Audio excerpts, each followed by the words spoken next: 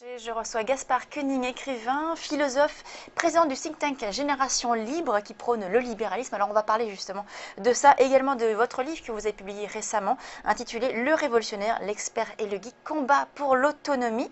Alors en quelques mots, qui sont ces trois personnages, le révolutionnaire, l'expert et le geek? Je pense que c'est trois figures qui traversent l'histoire de France et qui restent ancrées en chacun de nous, que j'ai voulu décrire et qui expliquent, je pense, nos tergiversations et nos questionnements de philosophie politique. Le révolutionnaire, eh bien, c'est celui qui voulait, à la Révolution française en 1789, abolir à la fois les privilèges politiques et les rentes économiques. Et il faut bien, je pense, avoir à l'esprit que la Révolution française était une révolution ultralibérale. C'est ce que Marx disait lui-même dans la question juive. C'était une révolution pour le droit, pour le marché, pour la propriété, et où on abolissait, encore une fois, du même temps, la nuit du 4 août abolit les privilèges politiques, et la loi Le Chapelier en 1791 abolit toutes les corporations et tout ce qu'on appellerait aujourd'hui les professions réglementées, qui étaient à l'époque les guildes et les jurantes. Ça, c'est révolutionnaire. L'expert, c'est qui? L'expert, c'est une figure qui est arrivée dans les années 30 et qui s'est concrétisée sous le régime de Vichy.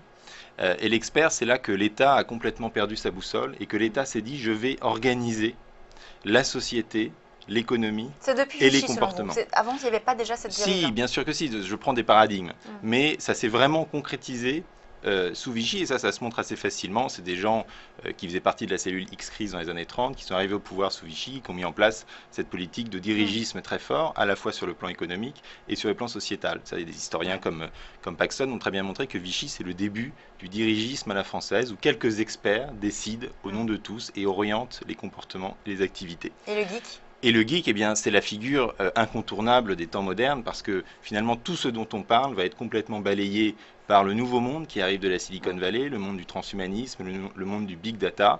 Et donc dans ce monde, il faut comprendre comment positionner le libéralisme, qui est une philosophie de l'individu.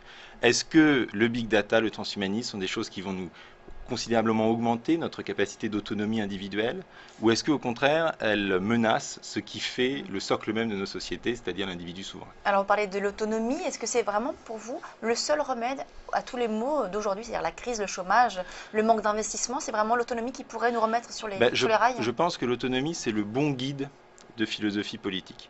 Je pense que quand on parle de liberté, c'est un peu faible.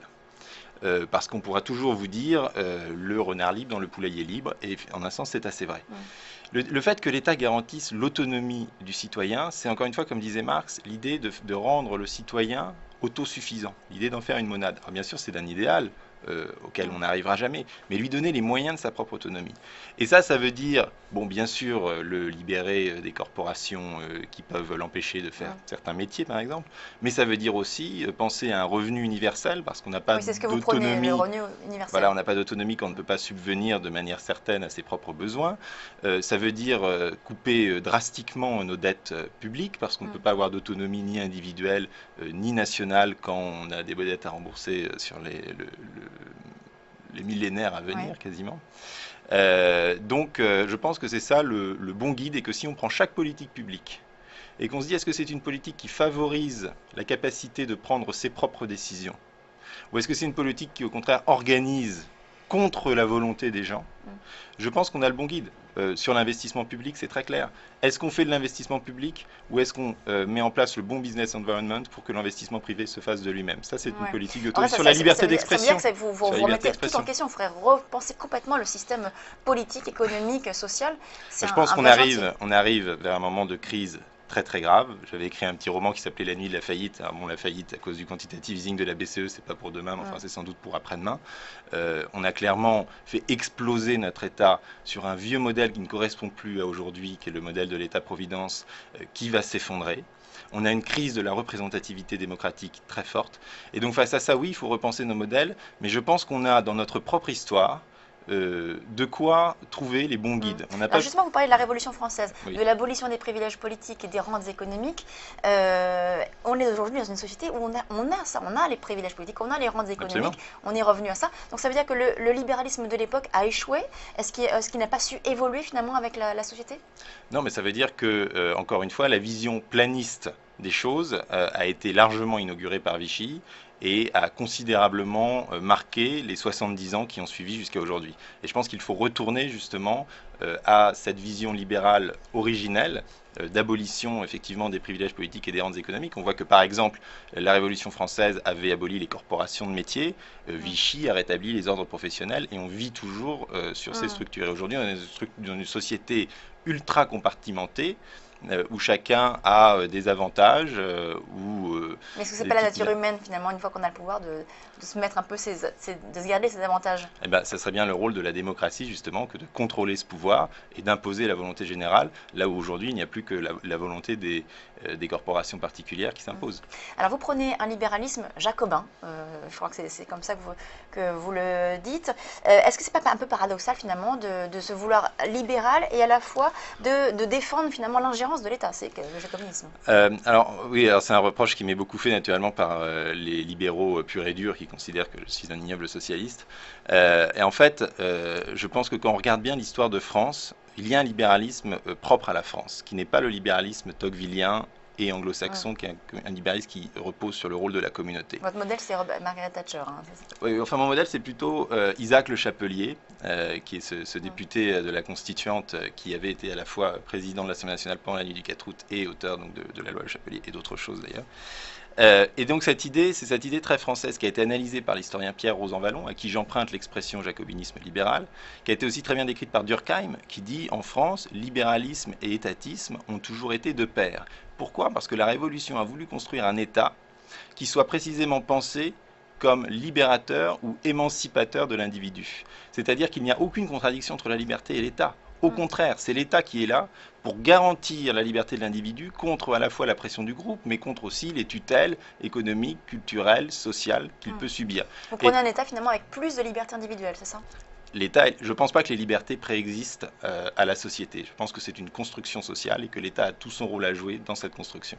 Alors au niveau économique, quelles pourraient être les réformes ou les idées finalement que l'on pourrait mettre en place pour apporter justement plus de liberté, ce libéralisme que vous défendez? Alors bon, nous on a là au sein de mon think tank, plus que dans ce livre, on décline de manière très technique et avec des experts les propositions qui sont inspirées de cette philosophie politique. Bon, outre les propositions assez classiques de libéralisation qu'on entend ici et là, on pense qu'il est important de restructurer les dettes souveraines parce qu'on arrive au niveau européen.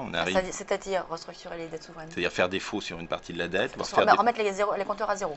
À zéro, peut-être pas entièrement à zéro, mais par exemple faire des moratoires sur les taux d'intérêt. Enfin, il y a plein de techniques financières qui sont possibles. Et ça, c'est une politique en fait très libérale, contrairement à ce que pensent les libéraux, puisque c'est déjà dans Adam Smith et même dans David Hume, qui avait écrit un pamphlet pour la banqueroute de l'Angleterre au XVIIIe siècle. 19e siècle, 18e, pardon. Et ça, c'est fondé dans un principe en fait très clair, c'est que autant la gauche veut restructurer ou faire banqueroute parce qu'elle considère que le créancier est illégitime, c'est-à-dire le banquier qui va prêter, autant nous considérons que le débiteur est illégitime et que la nouvelle génération n'a pas à payer les dettes que ses aînés ont levées pour financer essentiellement leurs dépenses de fonctionnement. C'est-à-dire qu'on a une génération qui est la génération de nos parents, que j'aime beaucoup par ailleurs, mais qui s'est fait un monde à sa mesure et à notre détriment, et qui a levé de la dette de manière complètement inconsidérée pour s'offrir un train de vie. Non, mais ils ont levé de la dette, c'est-à-dire qu'ils se sont offert un train de vie qu'ils ne pouvaient pas se permettre. Mais il y avait plus de croissance, c'était une ère industrielle. Donc mais on voit bien qu'ils ont levé de la dette, non pas pour financer des investissements dans l'avenir, mais pour financer des dépenses de fonctionnement que même avec sa croissance, ils n'auraient pas pu se permettre, qu'ils ont vécu, comme le disent maintenant la plupart des économistes, au-dessus de leurs moyens, et qu'ils nous demandent de régler la facture en termes de dette, en termes de droit du travail, en termes de bulles immobilières, en termes de structure des régimes de retraite. Et aujourd'hui, on arrive dans cette situation incroyable en temps de paix où les retraités détiennent plus de capital que les actifs. Donc il y a un effet générationnel très très fort. Ça a toujours été le cas, non? Ah non, pas du tout. Les courbes se sont croisées en 1995. C'est très bien expliqué dans le livre de Chauvel, qui est un démographe sur le destin des générations, qui montre bien justement comment la génération dorée des baby-boomers a aspiré une grande partie des richesses futures et qui justement craint une sorte de retour de bâton de la nouvelle génération. Et pour moi, la lutte pour les libertés, l'émancipation par rapport à un État là devenu complètement fou et complètement planiste sur tous les plans, correspond aussi à une lutte générationnelle. Alors, donc là, la restructuration de la dette pour les réformes économiques, pardon. Et au niveau politique, quelles pourraient être justement là, les mesures, parce qu'on parle souvent du fait que là, aujourd'hui, on est un petit peu dans un contexte de reprise au niveau européen et notamment français. On a vu que la croissance repartait et que l'État maintenant doit réformer. Qu'est-ce que vous conseilleriez, vous, au gouvernement aujourd'hui, pour apporter, quelles réformes apporter? Si on parle d'un point de vue purement politique, c'est-à-dire institutionnel, je pense que le présidentialisme nuit beaucoup à notre pays. C'est-à-dire que le fait d'avoir un président si fort, élu au suffrage universel, empêche d'avoir des consensus transpartisans, empêche d'avoir des coalitions, empêche d'avoir un pouvoir législatif fort et responsable, empêche finalement les gens de se sentir représentés dans la politique quotidienne du pays. Et je pense que si on se débarrassait de cette élection au suffrage universel qui nous hante, on commence déjà à en parler, qui va être le candidat, qui a fait quoi, quelle est sa petite amie, sa maîtresse, son truc, c'est complètement fou en fait. Et ça se passe pas comme ça dans les pays voisins. On remarque d'ailleurs que les pays qui ont bien réformé sont des pays qui ont souvent réformé avec des coalitions, que ce soit en Angleterre les conservateurs et les Lib Dem, en Allemagne, en Italie. Donc je pense qu'il y a un problème institutionnel assez fondamental. Bon, ensuite... Vous êtes un peu comme le Chapelier qui avait fait toutes ces réformes et qui finalement a été exécuté par Robespierre lorsqu'il a voulu enlever le... Justement, et le Chapelier, c'est ça qui est intéressant, c'est qu'en fait, son optique, c'était vraiment enlever tout intermédiaire entre l'État et l'individu. Il l'avait fait sur le plan politique, il l'avait fait sur le plan, enfin, il a fait, oui, sur le plan des privilèges politiques, sur le plan économique, et après, il a voulu appliquer la même logique, en fait, aux partis politiques eux-mêmes. Et il s'est dit, finalement, le dernier intermédiaire entre l'État et le citoyen, qui n'est pas très normal, ce sont les partis politiques. Et là, Robespierre lui a dit, tu vas un peu trop loin, mon ami, et il lui a coupé la tête 3 ans après, en effet. Alors, c'est vrai que vous êtes beaucoup sur les médias, vous parlez beaucoup de toutes vos idées. Est-ce que vous avez pas l'intention, vous aurez peut-être avoir plus de poids au sein d'un parti politique? Est-ce que c'est dans vos projets? Je pense pas, justement. Je pense que vraiment le rôle d'un think tank est d'être complètement indépendant par rapport aux partis politiques. Sur le revenu universel, je parle à des gens, je ne vais pas les nommer, mais qui sont à la gauche de la gauche. Sur l'abolition du statut de la fonction publique, qu'on prône aussi, je parle plutôt à la droite. Sur les libertés fondamentales et la lutte contre le projet de loi renseignement, je parle beaucoup à Europe Écologie Les Verts. Donc cette philosophie tombe un peu partout sur l'échiquier politique. On remarque d'ailleurs que les premiers libéraux originels du XIXe siècle étaient plutôt à gauche. Ensuite, les libéraux ont évolué vers la droite, mais finalement, ils s'éparpillent un peu au petit bonheur la chance sur l'échiquier politique. Et deuxièmement, je pense que pour avoir de l'influence dans le combat des idées, qui est pour moi le combat premier et la mère du combat politique, il faut être complètement indépendant des luttes partisanes et électorales. Et donc je pense qu'on aura beaucoup plus d'influence en gagnant la bataille de l'opinion. Et ensuite, quel que soit le parti au pouvoir, que ce soit la gauche ou la droite, si l'opinion est prête, si l'opinion est mûre, ces réformes se feront. Aujourd'hui, il y a une partie de la gauche qui est très libérale, qui pourrait tout à fait faire une grande partie de ces réformes. Il y a une partie de la droite qui ne l'est pas du tout. Dernière question, vous parlez donc de la Révolution française, vous parlez également les idées révolutionnaires sont souvent importantes, hein. Vous parlez aussi de mai 68, en tout cas de vos parents qui étaient assez cool, hein, si je crois bien. Est-ce qu'il faut finalement rebattre le pavé? Est-ce qu'il faut redescendre dans la rue pour arriver au système que vous défendez? Bon, d'abord, moi, c'est vrai que je défends les libertés sur les deux plans, à la fois social et économique. Et donc, comme je dis souvent, je travaille à la fois avec des libertaires de gauche, des juristes libertaires de gauche et des économistes libéraux plutôt de droite. Et en fait, les deux ont beaucoup de choses à se dire, mais ne se connaissent pas, même sociologiquement parlant. Je pense que c'est important de remettre toutes les libertés dans le même paquet, puisque vous faisiez allusion à mai 68. Ensuite, je pense qu'on est à l'aube d'une crise très forte, que ce soit une crise de la dette, une crise démocratique, ou une crise politique, par exemple, avec l'arrivée du FN. Et que donc, il est nécessaire de mettre ce système complètement à plat. On ne peut plus réformer à partir de l'existant. On ne peut plus faire ce que... Et ça passe par la révolution, ça? Il faut que les gens redescendent? Je ne sais pas si ça sera une révolution, si ce sera une faillite, si ce sera une crise de la dette, si ça sera... Mais un événement va advenir et ils adviennent assez régulièrement dans notre histoire. La France est quand même assez bien dotée pour ça. Et je pense qu'il faut justement préparer cet événement et préparer l'avenir en ayant déjà un plan de réforme assez solide et assez expertisé. Merci beaucoup, Gaspard Koenig.